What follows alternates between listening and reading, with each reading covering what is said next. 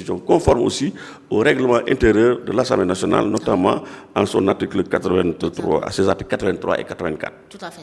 Merci beaucoup. Alors, juste une petite brève, ci loo xamante ni moo xew nekk sur le cas de Abdou Aziz Diop, l'ex-ministre conseiller de Macky Sall, quelques minutes sa jàngat ci li xew parce que aussi dañ ko tegoon loxo place sous mandat de dépôt pour li nga xam ne moo nekk discours contraire aux bonnes mœurs ak itam ay insultes envers l'actuel président de l'Assemblée nationale. Mais sur ce aussi tey lañ ko waroon a àtte mais dañoo renvoyé procès bi ba le 30 juin bi la ñu dëgmal, mais sur ce aussi ces avocats ñoo demandé woon sax benn liberté provisoire, mais ñi nga xam ne moom moo nekk le procureur dafa gàntal loolu. Alors mbirum Abdou Aziz Diop aussi naka nga ko jàngate ci kilifa nekk mag boom nit ñëpp xaañanam xam-xam aussi jàppoo ni jot na parfois bu ñu wax ñu modéré li nga xam ne moo nekk le langage.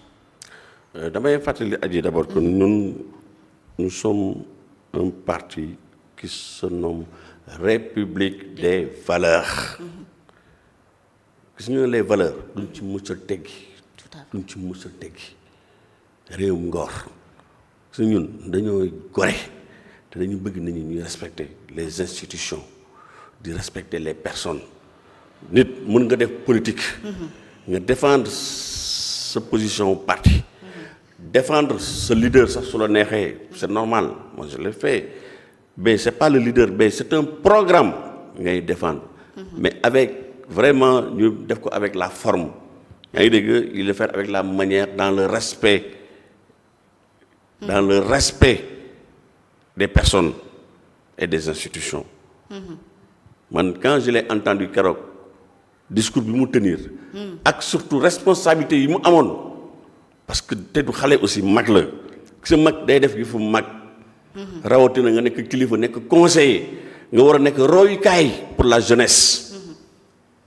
xam nga tout à l'heure avant ñuy ubbi antenne yi nee naa la amoon na fi benn visa bu mu amoon fii mais j'ai été déçu dama accepté woon invitation bi parce que dama xam ne mag la surtout que de Pastef man waa Pastef moom dama allergique à eux, ça je le dis parce que des fois ils sont des coutumiers des faits. da ngay nekk sur des débats de fond ñuy wax ci actualité bi di wax ci li nga xam ne moo ñor Sénégalais yi ñu jël di ko indi ay débat de personnes man yooyu je ne suis pas dans ces histoires là. keroog mu indi fii débat de personnes yoo xam ne finalement heureusement que voilà on a fait preuve de retenue mais débat bi mënoon na gën a weesu loolu mënoon na gën a niveau mën na gën a yéeg. donc Abdou Aziz Diop man franchement je condamne fermement et je le dis. yaa ngi dégg non seulement à mon nom mais au nom de la République des valeurs parce que ñun à la République des valeurs kenn duñu dégg ñuy tenir yenn propos yi nga xam ne vraiment c'est-à-dire que c'est des propos irresponsables. ay saaga di surtout mu nekk des débats de personnes ñun on n'est pas dans ça ñun dañu bëgg nit ñi ñuy cantonné wu dans les débats de principe mu nekk des combats de principe et pas des combats de personnes. Donc sur ce qui lui est arrivé donc on dit que en tout cas force restera à la loi fekkente ne li mu def nii te loolu mooy yoon c'est contraire à nos mœurs parce que on l'a arrêté pour discours contraire aux bonnes mœurs. Sénégal loolu ñu xam les bonnes mœurs. Donc toute personne qui sera coupable d'un discours contraire aux bonnes mœurs que la loi s'applique. Qu'elle s'applique dans toute sa rigueur. Mais problème bi nag aussi mooy aussi malheureusement mais on a voilà une justice à double vitesse. Parce que buy appliquer sur les opposants mais dafa war a appliquer aussi surtout sur ceux qui nous gouvernent qui sont censés nous gouverner. gis nañ fi ay cas yoo xam ne parce que ils sont proches du régime mais ñu wax fi ay wax yu teggi et ils n'ont pas été inquiétés. gis nañ fi un député de la République un député qui s'attaque au président de la République. waaw loolu fi la ñu fekk yàggul de. mais man kàddu yi mu wax man sañu ma ko wax. te c'est ce même député moo toog publiquement ne képp kuy député. nga tenir yenn propos yi. sa immunité maanaam sa malaay kiraan mënu la protéger parce que loolu c'est ce qu'on appelle un cas de flagrant délit. kon xamal ne que lépp loo wax rek da lay engagé wu donc mënoo évoquer ay immunité pour naan kenn du la topp. au nom de quoi parce que je suis député. j'ai l'immunité. Immunité ne veut pas dire impunité. Tout à fait là bon c'est vrai. te ce député là c'est un multirécidiviste. Nous, on a été victime de ces attaques. C'est même pas des attaques, c'est des diffamations. Il passe tout son temps à diffamer. Nous sommes leaders de talk, diffamer ko. Nous avons une sommation interpellative, mais d'abord, Bien sûr. ils étaient dans l'opposition. Moi, je connais très bien ce dossier. Ah ouais. Il s'est attaqué à notre leader. Nous avons une sommation interpellative, moudaou. Quand on est assumé. Tout à fait. Bi gars yi ñëwee ne dañ koy képp daw. Yow bu la leer na yow tapet nga. Yow sa làmmiñ nga yore mais da ngay jéem am un contrôle. Da ngay jéem a contrôler sa waxin. Ah ouais. Parce que fekkee ne yow tu n'assumes pas tes propos ba nga xam ne buñ la convoqué wala buñ la bëggee jàpp ngay daw il fallait le voir mais c'est honteux.